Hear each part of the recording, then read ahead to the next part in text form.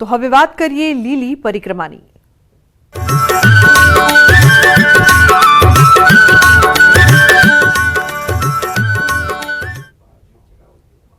તો ગિરનારની લીલી પરિક્રમામાં 9 યાત્રાળુઓના મોત થયા છે। પરિક્રમામાં કુલ 9 લોકોના હાર્ટ એટેકથી મોત થયા છે। માળવેલાની ઈટવા ઘોડી, ઝીણા બાવાની મઢી તેમજ ભવનાથ વિસ્તારમાં પરિક્રમા કરવા આવેલા યાત્રાળુઓના મોત નીપજ્યા। હાર્ટ એટેકથી મોત મામલે સિવિલ સુપ્રિન્ટેન્ડન્ટે કહ્યું છે કે 8 ડેડ બોડી સિવિલ ખાતે લાવવામાં આવી છે। તમામની ઉંમર 50 વર્ષથી વધુ છે।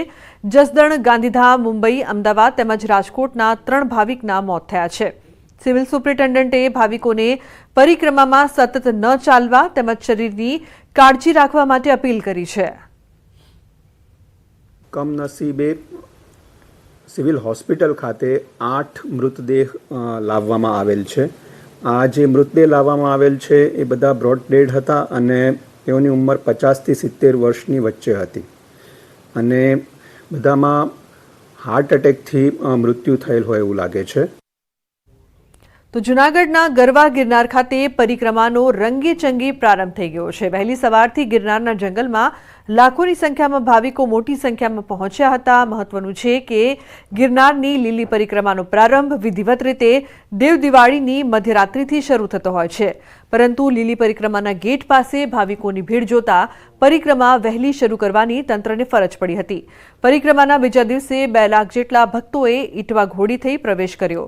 હજી પણ જય ગિરનારના નાદ સાથે તંત્રના ચુસ્ત બંદોબસ્ત વચ્ચે મોટી સંખ્યામાં ભક્તો લીલી પરિક્રમા માટે પહોંચી રહ્યા છે।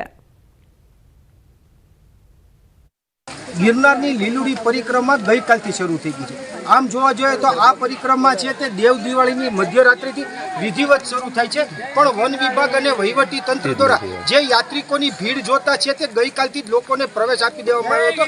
ગઈકાલે જ્યારે ગેટ ખોલવામાં આવ્યા ત્યારે 50,000થી વધુ ભાવિકો છે તે અંદર જતા રહ્યા હતા અને ગઈકાલે સાંજ સુધીમાં 1 લાખ લોકોએ છે તે પ્રવેશ મેળવી લીધો હતો।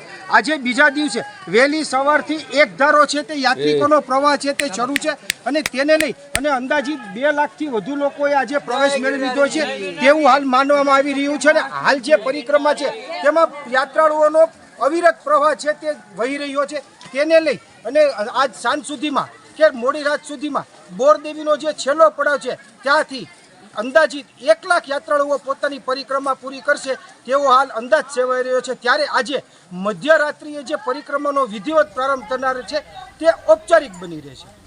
અતુલ વ્યાસ, ન્યૂઝ 18 ગુજરાતી, જૂનાગઢ। જૂનાગઢની વિશ્વ પ્રસિદ્ધ લીલી પરિક્રમાની શરૂઆત થઈ ચૂકી છે, જેમાં લાખોની સંખ્યામાં ભક્તો ઉમટ્યા છે। પરિક્રમા કરવા અલગ અલગ રાજ્યમાંથી લોકો આવી રહ્યા છે। જો કે પરિક્રમા માટે જે વ્યવસ્થા કરવામાં આવી છે જેને જોઈ લોકો પણ ખુશ છે। પ્લાસ્ટિક મુક્ત પરિક્રમા કરાઈ રહી છે। પૂનાથી આવેલ યુથે 1 દિવસમાં જ પરિક્રમા પૂર્ણ કરી છે। ગિરનારની ગોદમાં અત્યારે પરિક્રમા ચાલી રહી છે અને કેટલાક યુથ છે કે જેમને પરિક્રમા પૂરી કરી લીધી છે। દેશભરમાંથી અલગ અલગ રાજ્યોમાંથી પણ ગિરનારની પરિક્રમા કરવા માટે અહીં આવતા હોય છે। ખૂબ જ મોટી સંખ્યામાં, લાખોની સંખ્યામાં ભાવિ ભક્તો અહીં આવે છે। જો કે પ્રશાસન દ્વારા પણ વ્યવસ્થા છે તે કરવામાં આવી છે। મહારાષ્ટ્રથી આખું એક ગ્રુપ છે કે જે ગિરનારની પરિક્રમા કરવા માટે આવ્યું છે। પહેલા ભાઈ આપકા નામ બતા દीजिए। मेरा नाम विश्वजीत वाघेरे।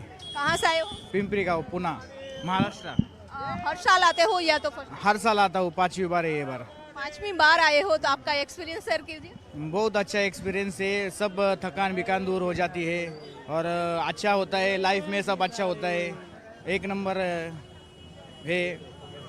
हेल्थ भी अच्छा रहता है। यहाँ प्रशासन की व्यवस्था कैसे? बहुत अच्छी की है, सरकार ने बहुत अच्छी की है। अभी फ़िलहाल ये टाइम पे तो बहुत ही उन्होंने मतलब प्लास्टिक का भी जो चीज़ें थी, प्लास्टिक की वजह से काफ़ी मतलब गार्डन की प्लास्टिक की वजह से बहुत ही मतलब तकलीफ हो रही थी एनिमल्स को, तो वहाँ भी उन्होंने बहुत प्लास्टिक के ऊपर फोकस किया है और काफ़ी सारे गार्ड्स भी थे, फॉरेस्ट के भी लोग हमको मतलब केयर करते हैं। तो यहाँ माना जाता है कि शांति का एहसास होता है। आप किस तरह से महसूस किया? बहुत सुकून मिलता है। अभी हम घर पे गए तो 2-3 महीना हमको फ्रेश लगता है, कुछ तो अलग लगता है कि अब आप भगवान के पास जाके आए, जंगल में सफारी सब। व्यवस्था कैसी थी? बहुत अच्छी थी। तो અહીંયા જે પૂનાથી આવેલા જે આખું ગ્રુપ છે કે જેઓ લોકોએ એક શાંતિનો અહેસાસ છે તે કર્યો છે. કહેવાય છે કે ગિરનારની ગોદમાં જ્યારે પણ યાત્રા કરતા હોય છે ત્યારે એક શાંતિનો અહેસાસ થતો હોય છે. ભગવાન શિવની ખોજમાં લોકો નીકળતા હોય છે અને લોકો માની રહ્યા છે કે અહીં આવ્યા બાદ શાંતિનો અહેસાસ થાય છે અને એક વખત નહીં પરંતુ 5મી વખત આ લોકોએ યાત્રા અહીં કરી છે. કેમેરામેન શ્રેણિક મહેતા સાથે વિભુ પટેલ, ન્યૂઝ 18 ગુજરાતી, જૂનાગઢ. એક તરફ ડિજિટલ ઇન્ડિયાની મોટી મોટી વાતો કરવામાં આવે છે અને બીજી તરફ તથ્ય તો કંઈક અલગ જ દેખાઈ રહ્યું છે.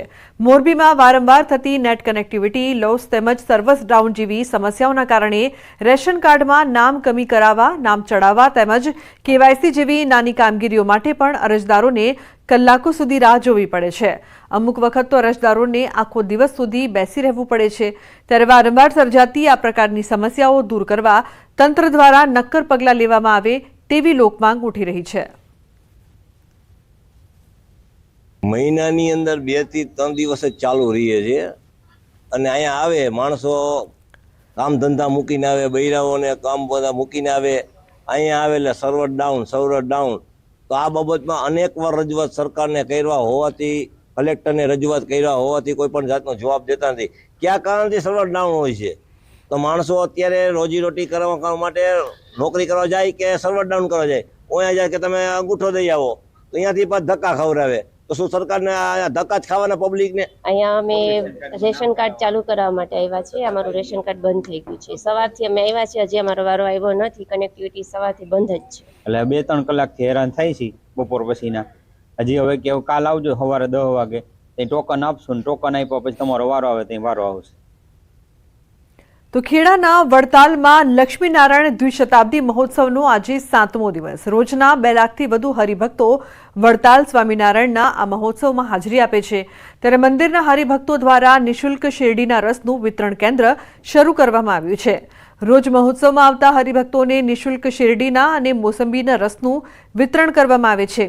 આ માટે રોજ 11 થી 12 ટન શેરડીનો ઉપયોગ કરવામાં આવે છે. રોજના 50,000થી વધુ ભક્તો શેરડી અને મોસંબીના રસનું રસપાન કરે છે.